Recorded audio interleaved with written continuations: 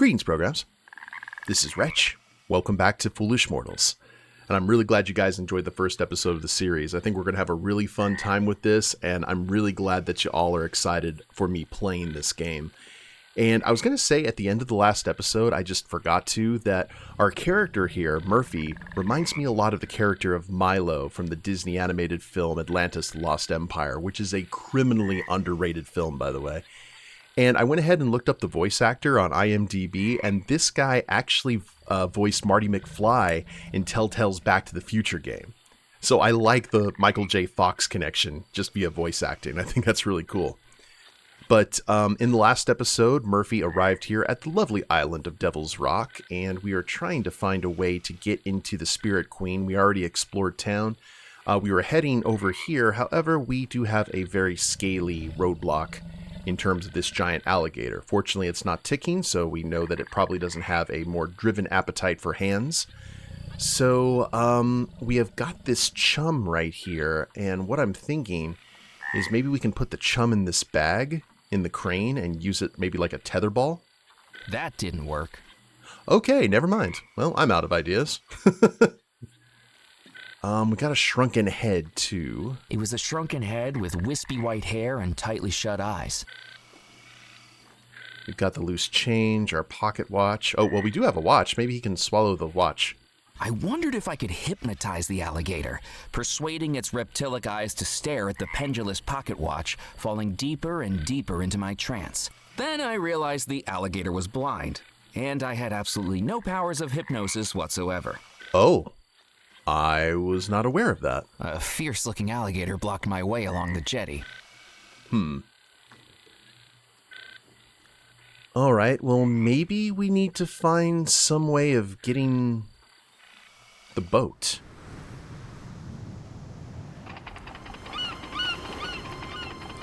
Little Mallory, future serial killer. Oh. All right, let's go for the full Wednesday Addams vibe here. Nice. How would you like to trade your tin boat for this? A doll? At least the head of one. Deal!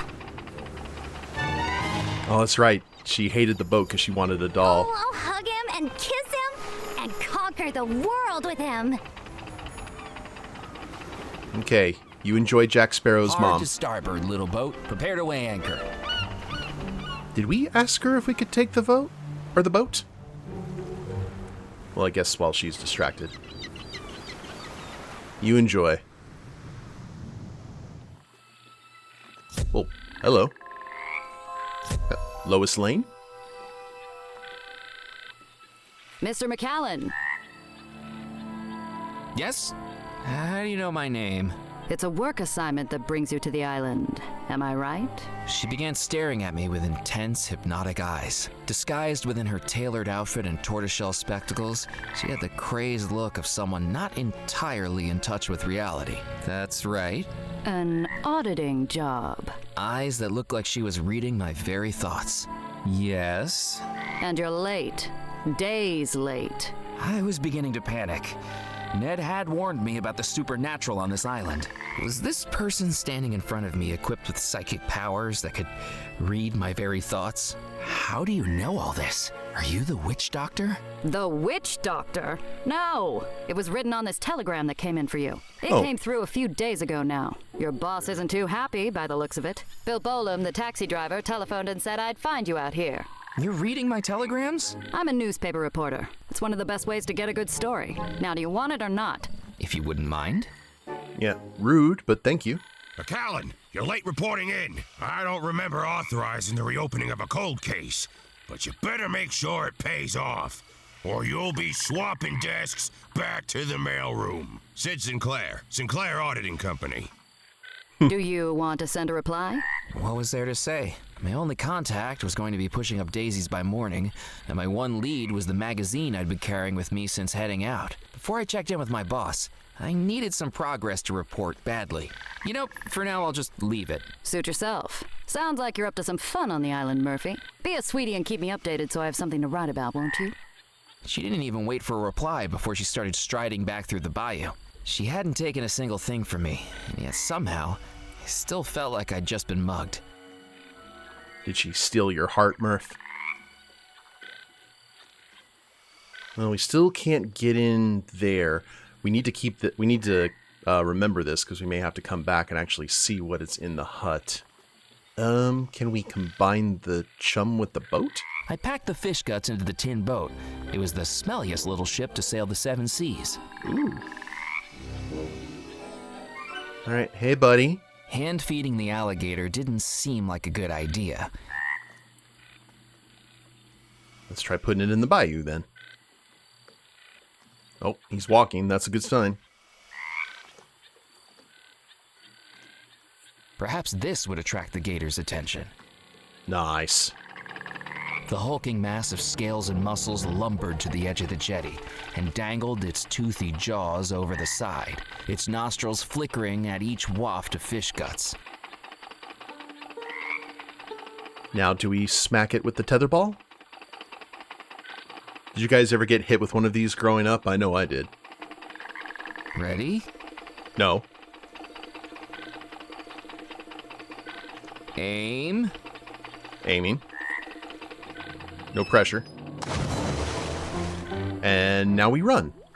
With a splash that would be the envy of any cannonballing kid at a pool party, the irritable reptile disappeared into the murky bayou. I just hoped it didn't hold a grudge. Oh, it's planning its revenge. But at least now we can go ahead and get on board. Ooh, taxidermied fish. The taxidermied fish looked like it was barely hanging on to the rotting wooden frame. Deciding it would be better coming with me, I picked it up. And in doing so, tore a long hole in its previously stitched up seam. And the fact that it can fit in your pocket is amazing. It was a large paddle wheel used to propel the ship, unused for years by the looks of it. And what's inside here? Spirits and specters from realms yet unknown, guide to me the wanderer who searches alone. Welcome, Murphy McCallan. How do you know my name? Have you been reading my telegrams too? I have no need for such trivial paperwork. I have eyes all over this island. Now it's time for me to see you for myself.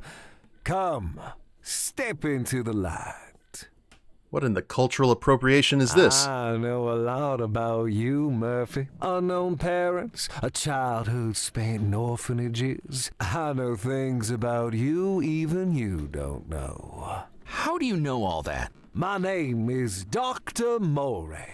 I am a conjurer, a shadow man, a controller of spirits that balance the line between life and death. And those spirits whisper to me. But for now, it's your time to talk, Murphy.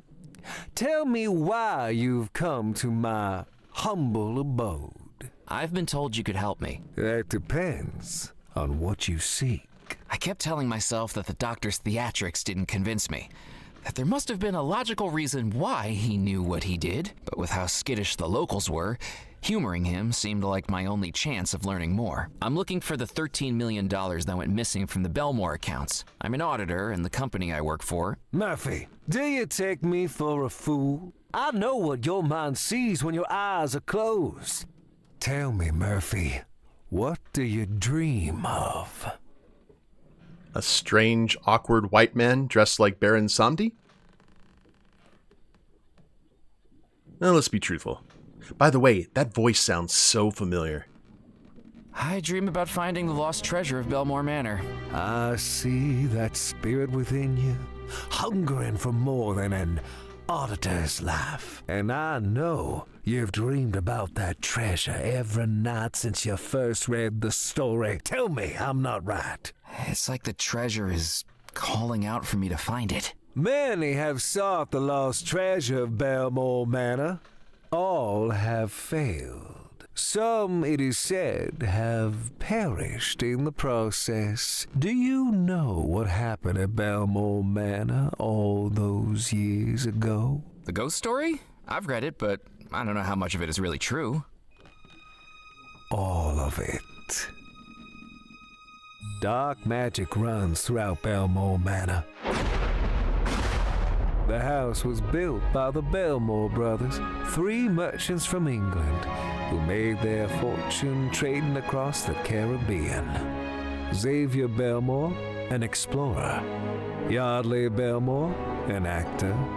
And Cecil Bellemore, a scientist. Their parents dead for many years, they each loved and cared for their young sister, Abigail. Abigail met a young sailor who worked aboard her brother's ships, and in less than a year, he proposed. The engagement was a scandal. Despite having the pick of any eligible bachelor in high society, her hand and her share of the Bellemore fortune was to go to a commoner. Because of their unconditional love for their young sister, the Bellemore brothers sanctioned the union, but people began to wonder if Abigail was being locked into marriage, whether by blackmail or black magic. The 3 proud brothers planned a grand wedding, but in the months leading up to it, one by one, each of the brothers was lost, presumed dead. And yet the wedding was still to go ahead.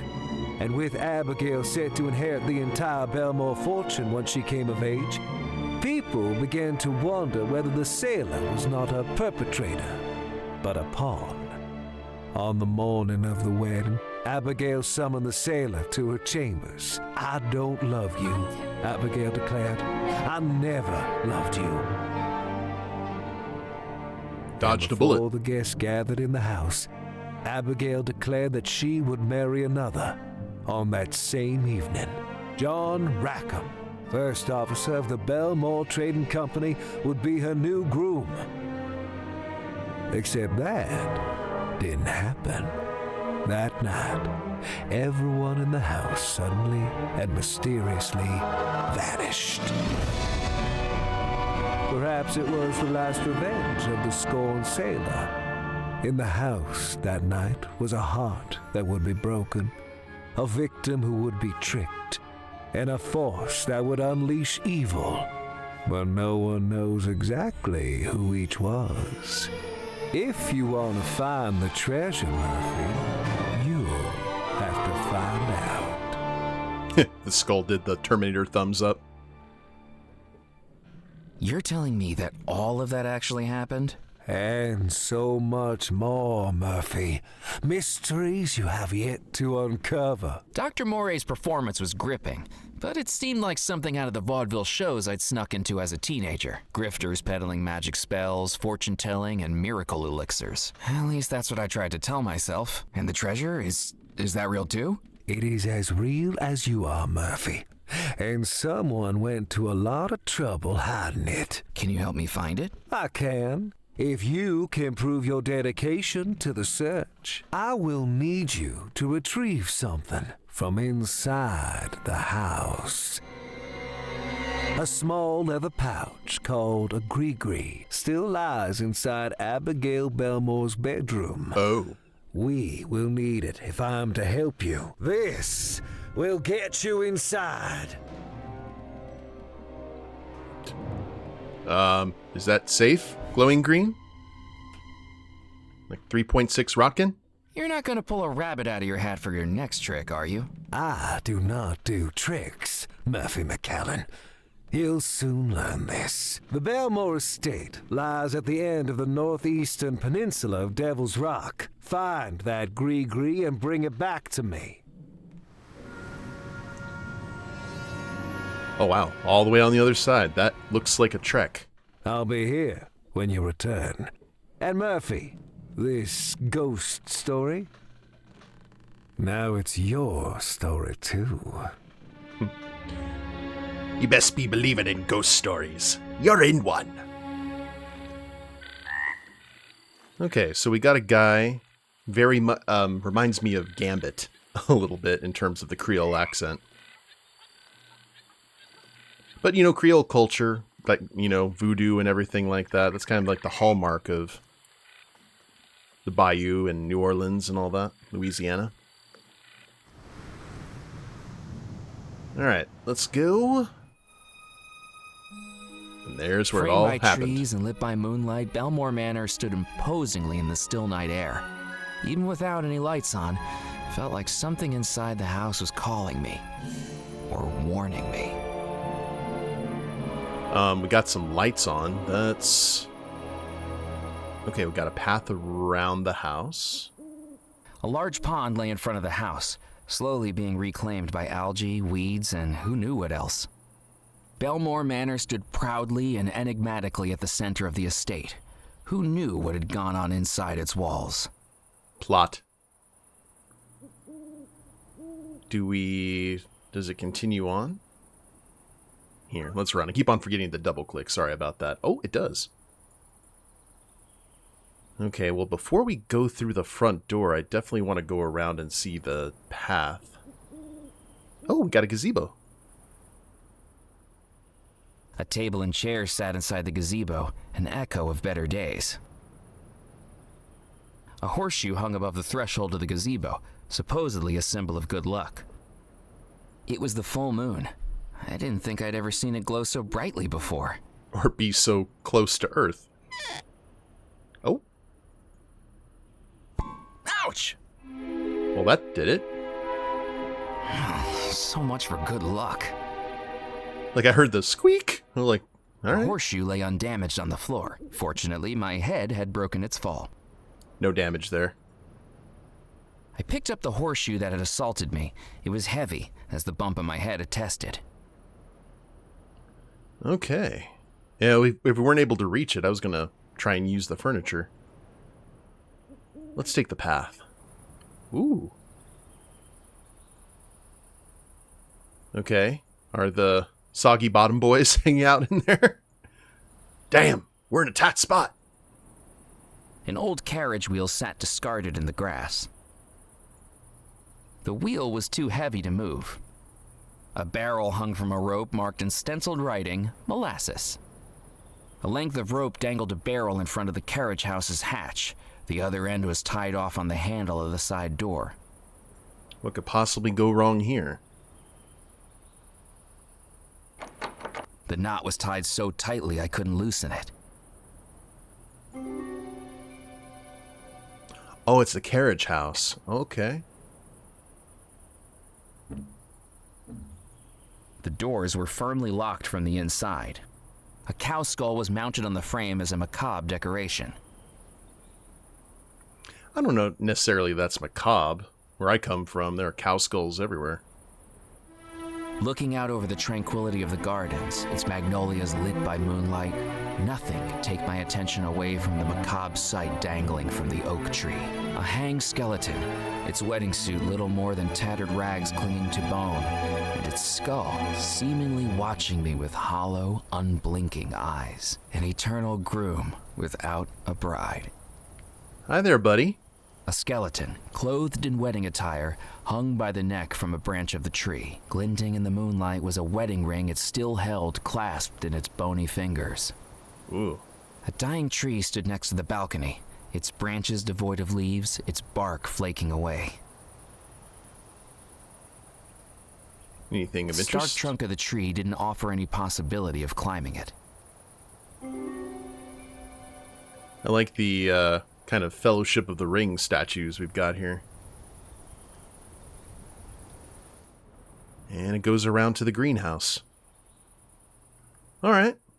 Well, let's go through the front doors then.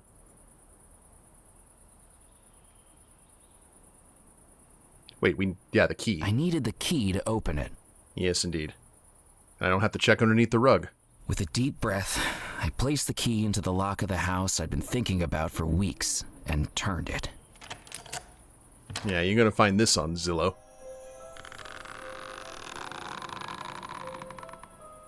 You put some WD-40 on those hinges. Hello? I don't know if I expected a reply, but with only an echo in response, it seemed like nobody was home. I hope that was just the wind. Oh dear. It wasn't time to leave. I needed to explore the house. Can we at least check?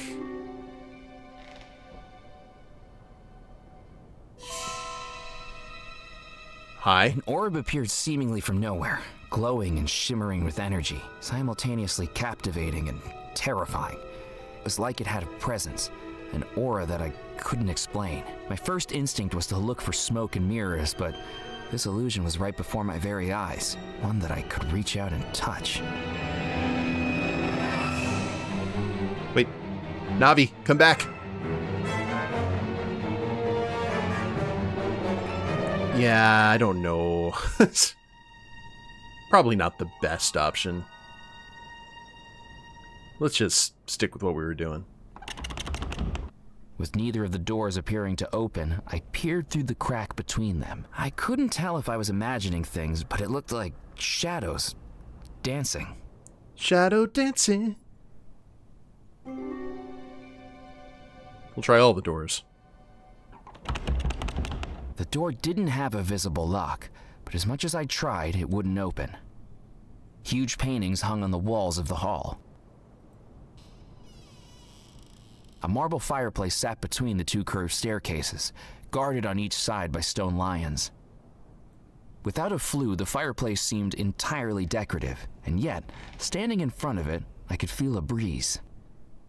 Oh, that's weird. Maybe a secret passage? Like the other door, this door had no keyhole, yet still seemed to be locked too. I remembered seeing reproductions of the paintings in the Merry and Macabre magazine I had. It was a stone statue depicting two Greek deities of the sea, so skillfully carved it looked like the water droplets on their skin might drip away at any moment. Tell you what, some of those marble statues, I wondered how long it had taken to paint the huge paintings. the amount of detail in them is actually insane. We're going to go the path that the light didn't take. Oh, never mind.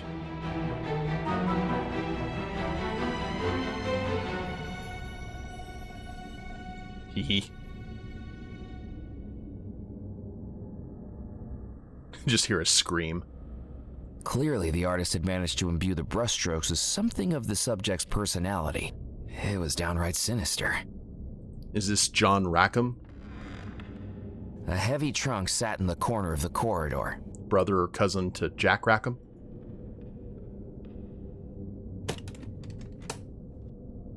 I tried to open the trunk, but in the darkness I only managed to fumble unsuccessfully with the latch. No. No. Let's not deal with, There was nothing behind the curtains. little kids laughing. The door was locked. Come play with us, Murphy. The door was locked. The door was locked. I'm sensing a theme here. Okay, fine. Is there any other path? No? To the west corridor.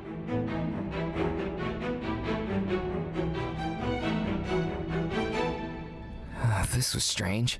I didn't remember seeing any lights on when I was outside the house. Oh, it just reminds me of Christopher Lee when he was asked what the scariest thing he could think of was, and he said a cracked door down a hallway. The door was locked. Affixed to the wall were 3 servants' bells, used to call the staff to different rooms in the house. I couldn't ring the bells from the hallway. Fair enough. The door was locked. I looked behind the curtains, but there was nothing there. What do we got? Walking into the room, I realized it must have been Abigail's bedroom. I was in the right place. Somewhere in this room was the Gree-Gree, and I needed to find it. That Gree-Gree could have the potential to be big medicine. Above the fireplace hung individual portraits of 3 men. They must have been the bride's 3 brothers. The portraits hung tight to the wall and didn't reveal anything hidden behind them. Oh, we're already It looking was for... a grand four-poster bed with a carving of a single rose on its canopy. The sheets lay flat on the bed, undisturbed for more than 30 years. The gree-gree wasn't going to be there. A cord hung from the wall used to call the attention of the house staff.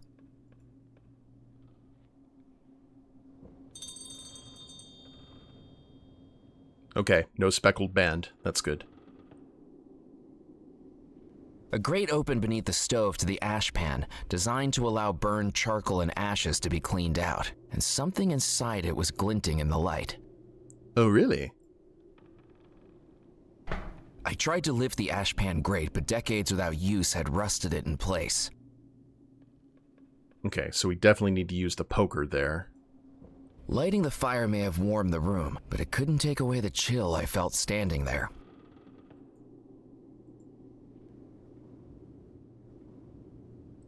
Oh, reflections. That's not good. It was the top of the bride's dresser. There was nothing I could do with the tabletop. The phonograph in the corner of the room could be seen in the reflection. It was a beautiful vase waiting for beautiful flowers. The music box looked exquisite. The deeply varnished wood, grain still visible, was edged delicately with gold. Gold! The music box was locked with no visible keyhole, but a distinctive indent in the front looked like it might be the mechanism to open it, if I had the right key. Is that what's in the ashtray? Through the dust and grime that had built up on the glass, I could see that the doors opened out to a balcony overlooking the pond below. I tried to open the balcony doors, but they were locked securely. I wasn't getting through them. The phonograph didn't have a record to play. Oh, shame. Okay. Well, let's grab the poker then. I took the poker from the hook. Get out. I hope that was my imagination. You know... No. I wedged the poker in the grate, and with all my might, pulled. We'll get out here in just a bit once we've got what we need. I picked up the object that had been glinting in the fireplace and discovered it was a jeweled brooch.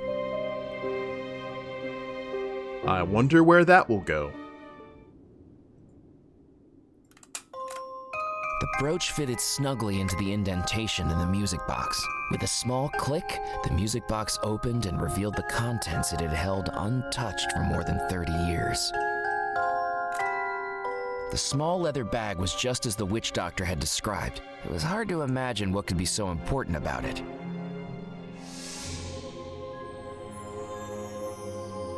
Hi?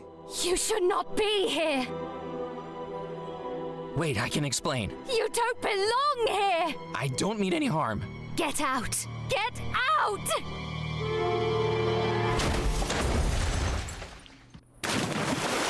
Jedi ghost. Oh, did we land in the pond? Okay. With good fortune, the pond had broken my fall. It was a strange juxtaposition, wiggling goldfish out of my underwear as I tried to process the fact that I'd just been the victim of an attempted murder by a ghost bride. Look at the bright side. At least you weren't trying to sell Stories anything. were true. So that meant the treasure might be real as well. And now I had the gree-gree. It was time to return to the Spirit Queen.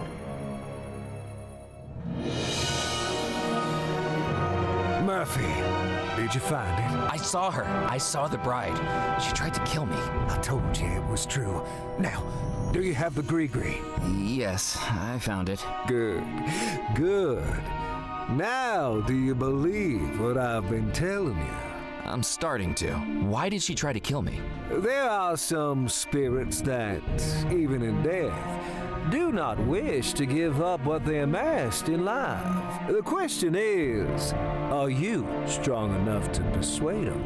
I would be if they'd give me a chance to ask them. Precisely. That will be our next step. Oh, the Necronomicon?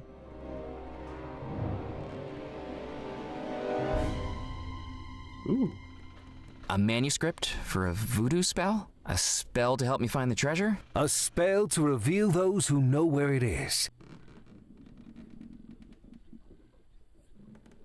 There are many things on this island that have gone unseen. Stories that have been left unheard, at least by mortals. But I commune with realms beyond. Let me introduce you to a friend. Out of the shadows, the cursed and the damned, return now, my servants, to do my command.